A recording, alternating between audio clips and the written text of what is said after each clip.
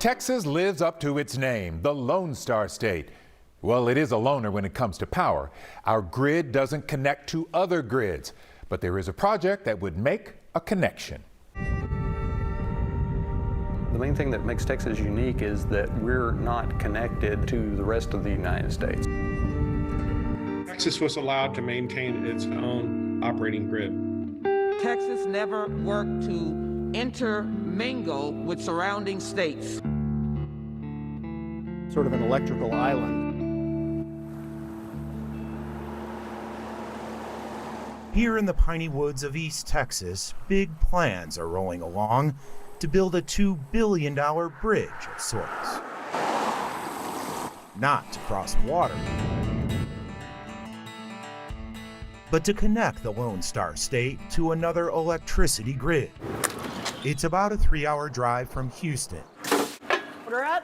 Folks here in Henderson, just like Houstonians, have the power failures of February seared into their memory. It was rough. Cliff Wilson is a native. How long was power out? A couple weeks.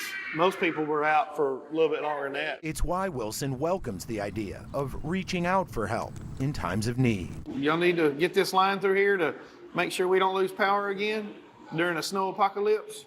Bring it on. But just as the burgers at this popular lunch spot are made only with Texas-raised beef, I'd rather keep it in Texas and fix what we have. some, like Paul Rack, prefer to keep it local. Just having our independence in that way is a big identity for Texas. Texas energy independence, it dates way back to the days of FDR. I want to tell you, Congress passed a law to regulate interstate electricity, but Texas utilities chose to keep power within state lines and go it alone. It shaped the nation's power grid system as it looks today. The western and eastern grids are regulated by the feds, but the ERCOT-managed Texas grid is not. It's like an electrical island. Except for a few limited connections, it's largely isolated from neighbors and outside help, even in times of trouble like the winter storm. This is our Patterns Operation Control Center. Enter Pattern Energy. The private renewable energy company has spent a decade working to build that bridge off the island. This project is designed to take power, into or out of the state of Texas.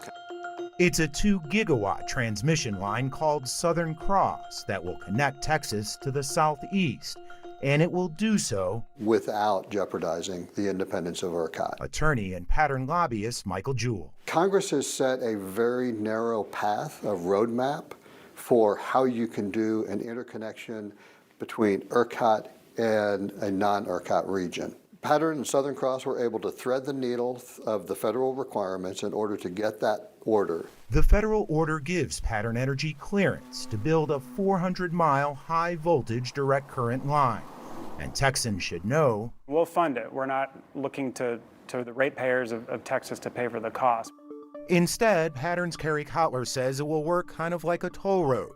Texas power generators can pay to move and sell power out of ERCOT, and when the ERCOT grid is in a bind, This transmission line can help to keep the lights on by sending the power in times of need. While 2 gigawatts would not have solved the massive failures of the February storm, it could have powered a few 100,000 homes and bought the Texas grid some breathing room. It's hard to just say there's one single thing that's going to solve this, but Southern Cross, this transmission project, can be one of the key things that can help to solve this. So we can't just continue the status quo. For as long as it's taken to get to this point, the finished Southern Cross project, we're told, is still about 5 years away.